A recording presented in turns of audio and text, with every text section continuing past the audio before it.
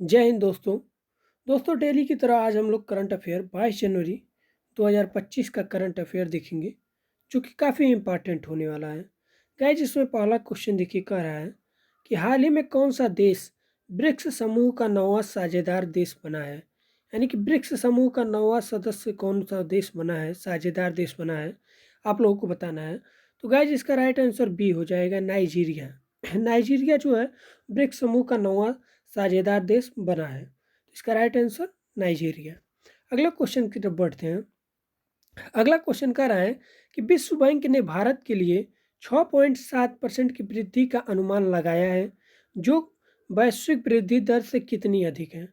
यानी कि जो वैश्विक वृद्धि दर जो है वो उससे कितनी अधिक है, तो ये 2.7% उससे अधिक है, क्योंकि भारत की जो विश्व बैंक ने अनुमान दिया है 6.7 दिया है।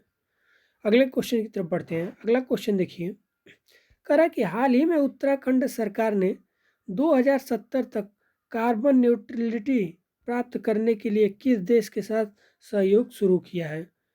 आइसलैंड के साथ ये सहयोग शुरू किया है। तो इसका राइट आंसर सी हो जाएगा कहीं। अब आगे बढ़ते हैं। अगला क्वेश्चन कह रहा है कि हाल ही में किस राज्य ने 5वीं बार विजय हजारे ट्रॉफी का खिताब जीता है। विजय हजारे ट्रॉफी का खिताब 5वीं बार किस राज्य ने जीता है, तो तेलंगाना राज्य ने जीता है कहीं। तो इसका राइट आंसर सी हो जाएगा। अब आगे बढ़ते हैं हम लोग। अगला क्वेश्चन देखिए, कह रहा है कि वर्तमान में भारत वैश्विक स्तर पर का कितने नंबरवा सबसे बड़ी काफ़ी उत्पादन देश बना है। यानी काफ़ी उत्पादक के मामले में भारत का कौन सा स्थान है, यही पूछ रहा है। तो भारत का 7वां स्थान है काफ़ी उत्पादन में। 7वां स्थान बन के भारत उभरा है। अगला क्वेश्चन देखते हैं हम लोग। अगला क्वेश्चन कह रहा है कि हाल ही में किसके द्वारा कुशल व्यापारिक दस्तावेज प्रबंधन के लिए एनटीटी लाकर लॉन्च किया गया है। यानी कि एनटीटी लाकर किसके द्वारा लॉन्च किया गया है, तो केंद्र सरकार के द्वारा ये लॉन्च किया गया है एनटीटी लाकर। इसका राइट आंसर केंद्र सरकार हो जाएगा, बी यानी कि हो जाएगा। अब आगे हम लोग बढ़ते हैं। अगला क्वेश्चन देखिए कह रहा है हाल ही में कहाँ पे रत्नागिरी बौद्ध स्थल में 1200 साल पुराना बौद्ध मठ मिला है। तो देखिए बौद्ध मठ के बारे में पूछ रहा है। रत्नागिरी बौद्ध स्थल में 1200 साल पुराना मठ कहाँ पे मिला है, तो उड़ीसा में मिला है। जैसा कि आप लोग जानते हैं कि पुराने ही समय में बौद्ध धर्म का काफ़ी ज़्यादा था। जितने भी आजकल अरे जगह पे हैं वहाँ पे पुराने नीचे खुदाई करने पे अक्सर कुछ ना कुछ मिलते रहते हैं। तो अक्सर बौद्ध धर्म के कुछ ना कुछ यहाँ पे प्राप्त होते रहते हैं। तो इसका राइट आंसर सी हो जाएगा, बौद्ध और उड़ीसा हो जाएगा। अगले क्वेश्चन की तरफ बढ़ते हैं। अगला क्वेश्चन कह रहा है कि रबी फसलों की बुआई का कुल क्षेत्रफल इस वर्ष कितना हेक्टेयर के पार पहुंचा है। तो 640 लाख हेक्टेयर के पारे पहुंचा है रबी फसल की बुआई। तो इसका राइट आंसर 640 लाख हेक्टेयर हो जाएगा गाइस। अब आगे बढ़ते हैं। अगला क्वेश्चन कर रहा है कि खनन मंत्रालय किस राज्य सरकार के सहयोग से तीसरी राष्ट्रीय सम्मेलन की मेजबानी कर रहा है। तो ये काम उड़ीसा कर रहा है, उड़ीसा की सरकार कर रही है। यानी कि खनन मंत्रालय तो उड़ीसा की राज्य सरकार एक कर रही है तीसरी बार सम्मेलन। तो इसका राइट आंसर सी हो जाएगा। अब आगे हम लोग बढ़ते हैं। अगला क्वेश्चन देखिए। अगला क्वेश्चन कर रहा है कि किस तारीख को 3 पूर्वोत्तर राज्य मणिपुर, मेघालय और त्रिपुरा की स्थापना मनाई जाती है। तो ये 3 राज्य जो हैं कि मणिपुर, त्रिपुरा और मेघालय, इन तीनों की जो पूर्वोत्तर के राज्य की स्थापना दिवस मनाया जाता है वो 21 जनवरी को मनाया जाता है। तो इसका राइट आंसर बी हो जाएगा कहीं। अब आगे बढ़ते हैं हम लोग। अगला क्वेश्चन देखिए कर रहा है कि 27वीं अंतर्राष्ट्रीय कांग्रेस 2025 का उद्घाटन कहाँ हुआ है। तो इसका आयोजन कहाँ पे उद्घाटन हुआ है, तो एक कोलकाता में इसका उद्घाटन हुआ है। तो इसका राइट आंसर बी हो जाएगा। अब आगे बढ़ते हैं। अगला क्वेश्चन देखिए। अगला क्वेश्चन कह रहा है कि किस राज्य ने भारतीय भेड़ियों के आवासों की सुरक्षा के लिए एटल्स लॉन्च किए हैं। तो जो एटल्स लॉन्च किए गए हैं वो गुजरात की सरकार ने किया है। तो इसका राइट आंसर बी हो जाएगा। देखिए भेड़ियों की आवास की सुरक्षा के लिए किया गया है। तो इसका राइट आंसर बी हो जाएगा। अब आगे बढ़ते हैं हम लोग, अगला क्वेश्चन देखिए। अगला क्वेश्चन कह रहा है कि उत्तर प्रदेश के मुख्यमंत्री योगी आदित्यनाथ ने कहाँ हाथी बचाओ केंद्र का उद्घाटन किया है, यानी कि हाथी बचाओ केंद्र का उद्घाटन किस जगह पे किया गया है। तो ये देखिए अपने ही क्षेत्र में किए हैं, गोरखपुर में किए हैं, जहाँ पर इनका मठ है। तो योगी आदित्यनाथ जी ने गोरखपुर में इसका उद्घाटन किया है। तो इसका राइट आंसर सी हो जाएगा गाइस। अब आगे बढ़ते हैं, अगला क्वेश्चन देखिए।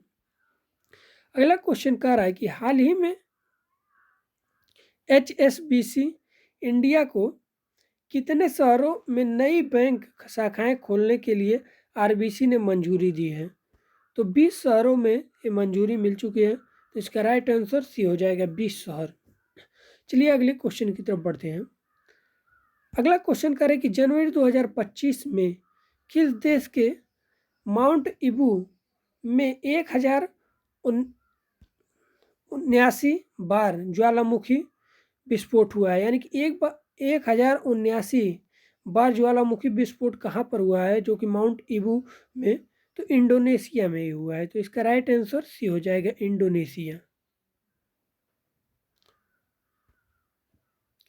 अब अगले क्वेश्चन की तरफ बढ़ते हैं। अगला क्वेश्चन देखिए, यहाँ से हमारा स्टैटिक जीके का पोर्शन स्टार्ट होता है, जो कि स्टैटिक जीके में काफ़ी अच्छे क्वेश्चन को इंक्लूड किया जाता है। तो आप लोग इस वीडियो को पूरा देखा करिए और वीडियो को सब्सक्राइब करिए और लाइक करते रहिए, ताकि आप लोगों के पास एक कंटिन्यू वीडियो डेली डेली पहुँचता रहे। चलिए अगला क्वेश्चन की तरफ बढ़ते हैं। अगला क्वेश्चन कर रहा है, महिला वर्ग में विश्व चैंपियनशिप में रजत पदक जीतने वाली पहली भारतीय पहलवान कौन है। तो अंशु मलिक हैं। अंशु मलिक जो है महिला वर्ग में विश्व चैंपियनशिप में रजत पदक जीतने वाली पहली भारतीय महिला पहलवान है। तो इसका राइट आंसर बी हो जाएगा। अब अगले क्वेश्चन की तरफ बढ़ते हैं।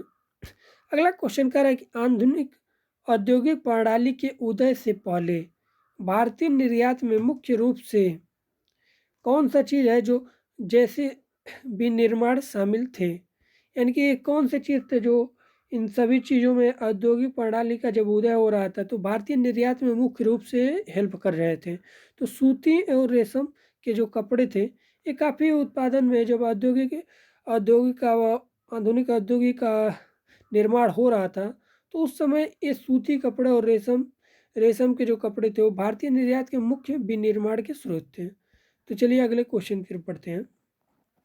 अगला क्वेश्चन कह रहा है कि निम्नलिखित में से कौन ध्रुपद के जयपुर बीकानेर घराने के खंडारबनी शैल के अंतिम प्रतिपादक थे। तो उस्ताद अली जाकिर हैदर जो थे वो ध्रुपद के जयपुर घराने के बीकानेर घराने के अंतिम प्रतिपादक थे। तो इसका राइट आंसर डी हो जाएगा गाइस। अब अगले क्वेश्चन की तरफ बढ़ते हैं। अगला क्वेश्चन कर रहा है ई अपशिष्ट में कौन कौन से चीज़ जो जैसे कि और कौन सा चीज़ है और जो निकिल जैसी सभी धातुओं से सहित जहरीले रसायन होते हैं, यानी कि वो कौन कौन से पदार्थ होते हैं जो ई अपशिष्ट में निकिल जैसी धातुओं के साथ जहरीले रसायन का वो बनाते हैं। तो इसमें सीसा भी होता है, कैडमियम भी होता है, पारा भी होता है। तो यानी इसका राइट आंसर डी हो जाएगा, उपयुक्त सभी हो जाएगा गाइस। इसका राइट आंसर डी हो जाएगा। अब अगले क्वेश्चन की तरफ बढ़ते हैं। अगला क्वेश्चन कर रहा है, वर्ष 1940 में महात्मा गांधी ने किसे अंग्रेजों के खिलाफ सत्याग्रह आंदोलन में प्रथम सत्याग्रही के रूप में चुना था। तो प्रथम सत्याग्रही के रूप में विनोबा भावे जी को ये चुना था। तो इसका राइट आंसर भी हो जाएगा, विनोबा भावे। तो गाइज ये कुछ इंपॉर्टेंट आप लोगों के करंट अफेयर के क्वेश्चन और इसके साथ स्टैटिक जीके के भी क्वेश्चन थे, जो कि आप लोगों को अच्छा लगा होगा। अगर अच्छा लगा है तो वीडियो को लाइक करिए और हमारे चैनल को सब्सक्राइब करिए, ताकि ये डेली का डेली आप लोगों का नोटिफिकेशन आप पे पहुँचे, आप इस वीडियो पे कंटिन्यू बन सकें। तो गाइज अगर वीडियो आप लोगों को अच्छा लगा हो तो प्लीज़ चैनल को सब्सक्राइब कर दीजिए। मिलते हैं अगले वीडियो में। धन्यवाद दोस्तों।